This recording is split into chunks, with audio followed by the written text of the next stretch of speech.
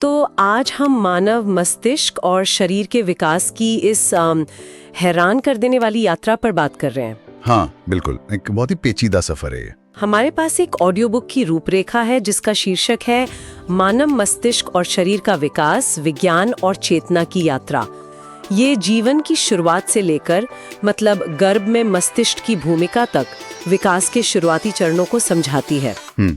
तो आज हम इसी रूपरेखा के जरिए ये समझने की कोशिश करेंगे कि कैसे जीव विज्ञान, हमारी आदतें और शायद कुछ पारंपरिक ज्ञान भी, ये सब मिलकर इंसान के विकास को कैसे आकार देते हैं। हाँ, और ये रूपरेखा शुरू से ही ये साफ करती है कि ये सिर्फ कोशिकाओं या अंगों की कहानी नहीं है। अच्छा। हाँ, इसमें मस्तिष्क की बनावट जैसे कि सेरेब्रल कॉर्टेक्स जो हमारी सोच, भाषा, चेतना का केंद्र है, और हिपोकैम्पस जो यादों के लिए जरूरी है, इनके विकास पर काफी जोर दिया गया है। साथ ही ये भी कि न्यूरॉन्स मतलब मस्तिष्क की कोशिकाएं वो कैसे जानकारी का आदान प्रदान करती हैं, हम सीखते कैसे हैं। अच्छा। और ये सिर्फ दिमाग तक ही सीमित नहीं है, ये तो हार्मोन, अंग, मांसपेशियां, हमारा पूरा नर्वस सिस्टम, उसके जटिल विकास को भी छूती है। अच्छा, यानी ये रूपरेखा बताती है कि कैसे हमारा शरीर और मस्तिष्क एक साथ मतलब मिलकर विकसित होते हैं। पर क्या इसमें सिर्फ अंदरूनी जैविक प्रक्रियाओं की ही बात है या बाहरी चीजों का भी जिक्र है? आजकल लाइफस्टाइल पे बहुत बात होती है ना। हाँ, वो एक बहुत बहुत महत्वपूर्ण बिंदु है जिसे ये रूपरेखा उठाती है। हमारा खान पान कैसा है, नींद की क्वालिटी, शारीरिक कसरत और यहाँ तक कि ध्यान जैसी मानसिक क्रियाएं भी। ध्यान भी? हाँ, ध्यान, ये सब खासकर बचपन और किशोरावस्था के दौरान हमारे विकास पर गहरा असर डालती हैं। इसमें दिलचस्प रूप से ब्रेन सुपरफूड्स का भी जिक्र है, मतलब ऐसे खाद्य पदार्थ जो दिमागी सेहत के लिए खास तौर पर फायदेमंद माने जाते हैं। ओ, ब्रेन सुपरफूड्स, ये तो कमाल की बात है कि हमारी रोजमर्रा की आदतें इतनी मायने रखती हैं।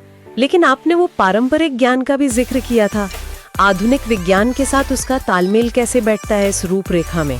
हाँ, यहीं पर ये रूपरेखा और भी दिलचस्प हो जाती है। ये आधुनिक जीव विज्ञान के साथ साथ पारंपरिक भारतीय ज्ञान को भी शामिल करती है। अच्छा, जैसे इसमें आयुर्वेद के त्रिदोष सिद्धांत का उल्लेख है, वो वात, पित्त, कफ वाली बात। हाँ। कि उनका संतुलन सेहत के लिए जरूरी है। हाँ, सुना है।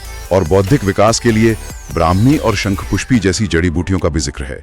पारंपरिक रूप से मानते हैं कि ये याददाश्त और एकाग्रता बढ़ाती हैं। सही। योग और प्राणायाम को भी मस्तिष्क को मतलब सक्रिय और जागृत करने के तरीकों के तौर पर इसमें बताया गया है। तो ये स्रोत, विज्ञान, जीवन शैली और परंपरा, इन सब को एक साथ ला रहा है। क्या ये इन सब के जुड़ने से जो मनोदैहिक एकता बनती है उस पर भी बात करता है? मतलब मन और शरीर का वो गहरा कनेक्शन। बिल्कुल बिल्कुल, रूपरेखा इसी मनोदैहिक एकता पर मतलब मन और शरीर के इस अविभाज्य जुड़ाव पर ही जोर देती है।